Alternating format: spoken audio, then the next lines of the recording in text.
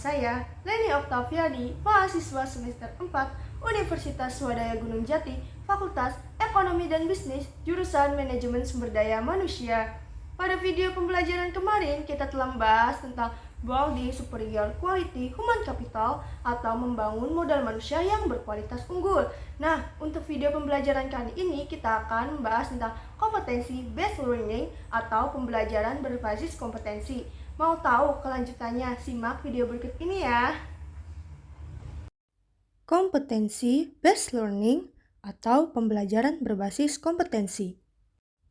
Tujuan pendidikan dan pelatihan berbasis kompetensi. Tujuan pendidikan dan pelatihan adalah kompetensi yang diharapkan dicapai peserta setelah menyelesaikan proses diklat.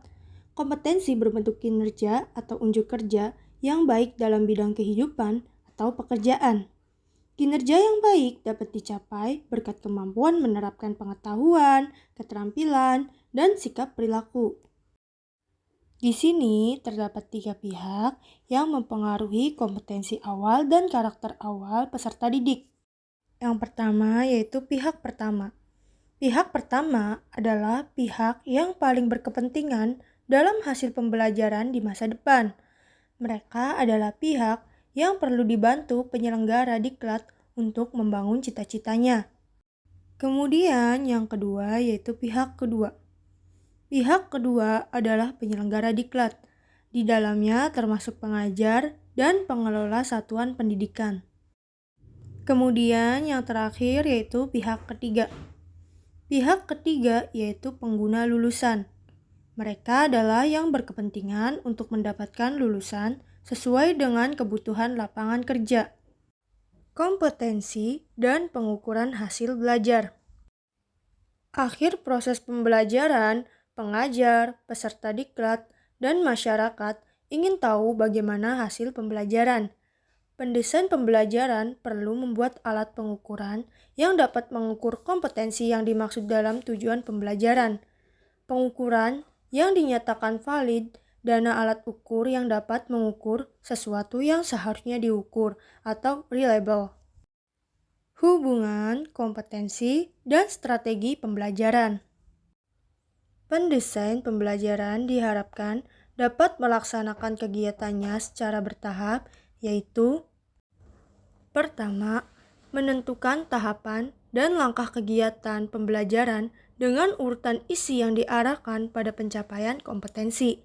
Demikian pula pada saat menentukan metode, media, alat, dan alokasi waktu harus mempertimbangkan kesesuaian unsur dalam strategi instruksional dengan kompetensi dalam tujuan pembelajaran.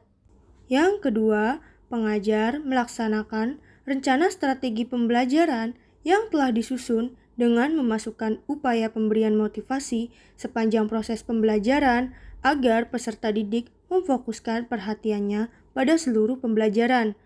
Upaya pemberian motivasi berupa pemberian pujian, penguatan, pemberian latihan relevan, dan menanamkan keyakinan kepada peserta didik bahwa ia secara bertahap akan berhasil mencapai kompetensi yang ada pada tujuan pembelajaran.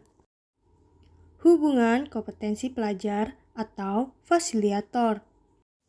Yang pertama, fasilitator perlu menguasai bahan pembelajaran dengan baik atau sangat baik. Dengan penguasaan bahan pembelajaran, ia akan mampu tampil meyakinkan pada saat mempresentasikan isi bahan atau saat menjawab pertanyaan peserta didik.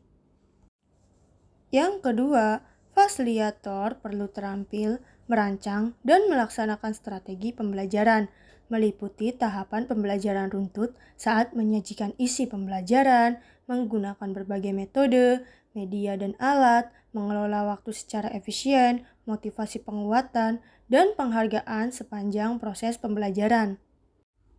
Yang ketiga, fasilitator perlu mampu menggunakan sumber belajar yang tersedia di perpustakaan, peralatan laboratorium, ruang pembelajaran, dan mampu menciptakan sendiri sumber pembelajaran lain jika sumber belajar ideal tidak tersedia. Yang keempat, fasilitator mampu merancang dan menggunakan alat pengukuran yang baik sesuai kompetensi dalam tujuan pembelajaran. Alat pengukuran yang baik dilihat dari validitas, reliabilitas, dan kepraktisan penggunaannya. Dan yang terakhir atau yang kelima yaitu fasilitator mampu memperoleh dukungan tenaga kependidikan dan pengelola satuan pendidikan di tempat kerja. Dukungan tenaga kependidikan berupa penyediaan ruang pembelajaran dan peralatan yang tersedia dari pimpinan satuan pendidikan mendapat keleluasaan berekreasi dan berinovasi dalam melaksanakan pembelajaran. Itulah sedikit pembahasan mengenai kompetensi based learning atau pembelajaran berbasis kompetensi. Kurang lebihnya saya mohon maaf, sampai bertemu di video pembelajaran berikutnya.